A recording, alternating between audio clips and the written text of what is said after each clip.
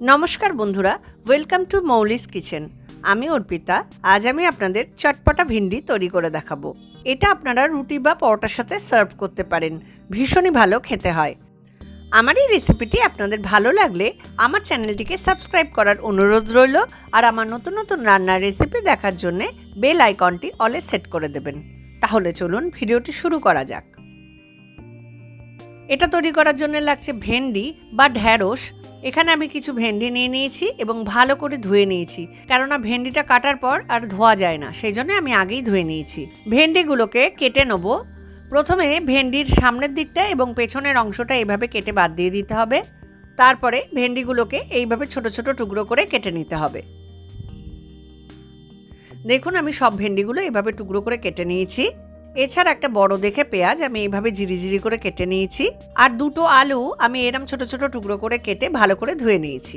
এছাড়া এখানে আমি 1 চামচ মতো শুকনো লঙ্কার গুঁড়ো নিয়েছি। এখানে 1 চামচ ভাজা মশলা নিয়েছি। এখানে গোটা জিরে এবং গোটা ধনে, শুকনো লঙ্কা এবং তেজপাতা শুকনো কলায় ভেজে আমি একটু ডাস্ট করে নিয়েছি। এখানে দুটো কাঁচা লঙ্কা নিয়েছি, তবে ঝালটা আপনারা আপনাদের স্বাদ অনুযায়ী দেবেন। এছাড়া লাগছে হলুদের গুঁড়ো, স্বাদ অনুযায়ী লবণ, স্বাদ অনুযায়ী চিনি, আর এখানে আমি 1/2 চামচের একটু কম চাট মশলা নিয়েছি। প্রথমে কড়াইয়ে দিয়ে দেবো পরিমাণ মতো সর্ষের তেল।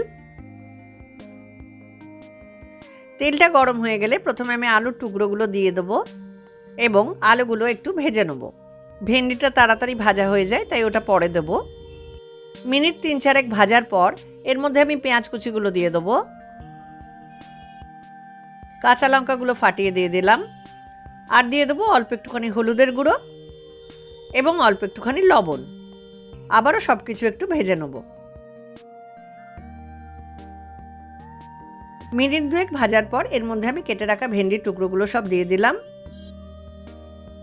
এবার ভেন্ডিগুলো দিয়েও আমি মিনিট 2-3 ভেজে নেব। ভাজতে ভাজতে এর মধ্যে একে একে দিয়ে দেবো শুকনো লঙ্কার গুঁড়ো, স্বাদ অনুযায়ী চিনি, এখানে আমি 1 চামচ চিনি দিয়েছি, আর একটুখানি স্বাদ অনুযায়ী লবণ দিয়ে দিলাম। ভালো করে মিশিয়ে নেব। তারপরে গ্যাসটাকে কমিয়ে কড়াইটাকে ঢাকা দিয়ে আমি 2 মিনিট মতো একটু হতে দেবো। মিনিট 2 ভাপে রাখার পর আলুগুলো এবং ভেন্ডিগুলো অনেকটাই ভাজা ভাজা হয়ে গেছে। আরও একটুখানি নাড়তে হবে, তাহলে এটা পুরোপুরি রেডি হয়ে যাবে। আরও 2 মিনিট নেড়ে নেওয়ার পর এর মধ্যে চাট মশলাটা দিয়ে দিলাম। আবারও একটু নেড়ে নেব।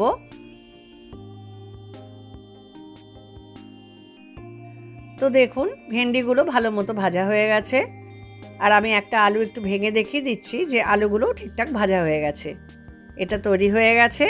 এইবারে আমি গ্যাসটাকে বন্ধ করে এটা সার্ভ করব।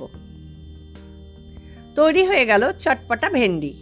আপনারা এটা বাড়িতে ট্রাই করবেন, আশা করি ভীষণই ভালো খেতে লাগবে।